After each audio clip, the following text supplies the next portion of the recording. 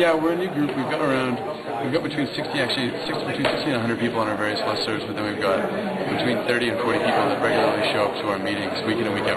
We're broken down into 3 different teams, so it's spread across those teams, and we're just trying to self-organize to, I don't know, create some change.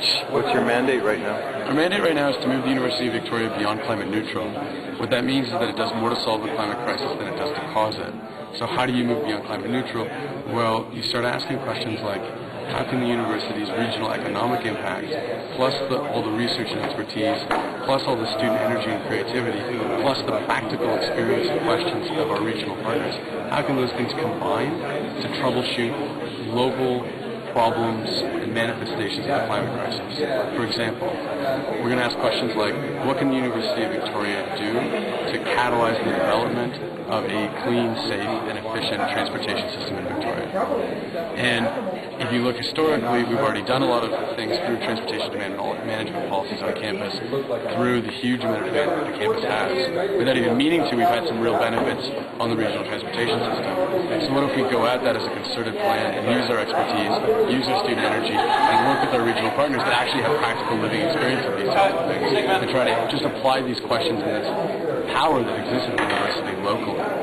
And we're going to do that in transportation, we're going to look at it in energy systems, we're going to look at it in food, we're going to look at it in civic engagement and governance, we're going to look at it in greening our buildings and infrastructure. We have these series of focus areas that we're going to be exploring over the next 3 or 4 months. And then from there, we're hoping to build a provincial network and have groups doing this, networks forming at their campuses across the province and sharing with one another what are some of the best solutions we can come up with at our own institutions and in our own regions to try to create change as quickly as we're being told by the scientists we need to be creating change in order to avoid some of the worst impacts of climate change, both on ecology and on societies ultimately that live together. What kind of partners are you looking for? At the moment, we're looking for. We're mainly like the bulk of our members in this network right now are going to be students, both undergrad and graduate. And then we have a fair number of faculty, a fair number of staff, and a fair number of regional partners. We're basically looking for people that are interested in really engaging with the local manifestations and problems around climate change. This doesn't necessarily mean that it has to be the owner of a local green business. It doesn't necessarily mean that it has to be an eminent professor in the particular field, but we are going to have those people involved as well. Essentially, we're looking for people that are interested in asking difficult questions and working in a group to come up to good solutions for them.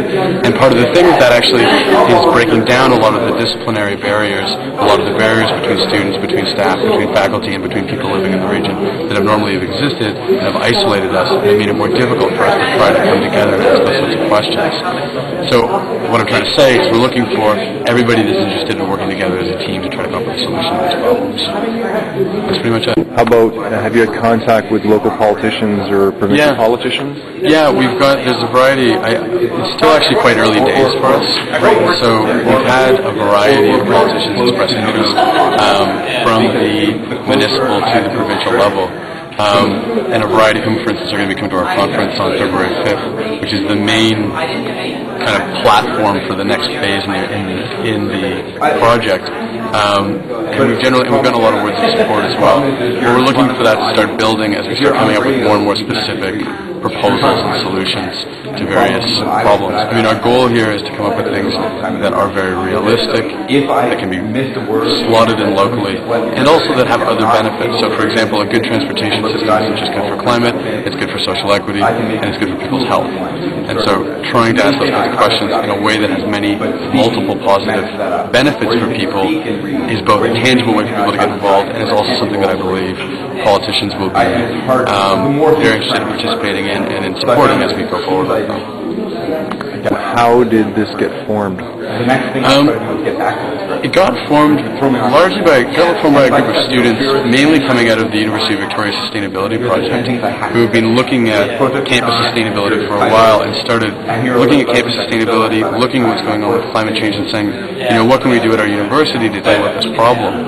And we started off mainly looking at kind of the operations of the university, so the direct emissions impacts of the university, but then realized that was kind of limited and that we weren't really thinking about what we could do with our research. We weren't really thinking of doing what we could be doing with our economic impact on the region. We weren't looking at how we could all the different kinds of impacts that we could have locally by asking these sorts of questions and doing it in a different way. And then the next thing we started doing was we started looking at all of the people that were already asking those sorts of questions on the university. We realized there was all these people that just weren't talking with one another, and then started building a network. So it started off as a group of students, and it's since grown. And that was where we were at 3 or 4 months ago. And climate crisis is such a big issue right now that we've actually really seen just an explosively large amount of interest in this and really rapid development of the project. I mean, for instance, having over 400 people show up to the lecture that we had last week, having 320 people show up to the lecture that we had this week, has been an overwhelming response from the community to the sorts of questions that we're asking, which has been really gratifying.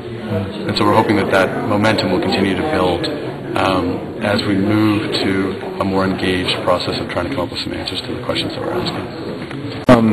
What do you think of the concept of having your own web TV show in regards to helping to grow your network and educate people? It's an interesting question. We're organized into 3 teams. So we have a coordination team, a communication team, and a research team.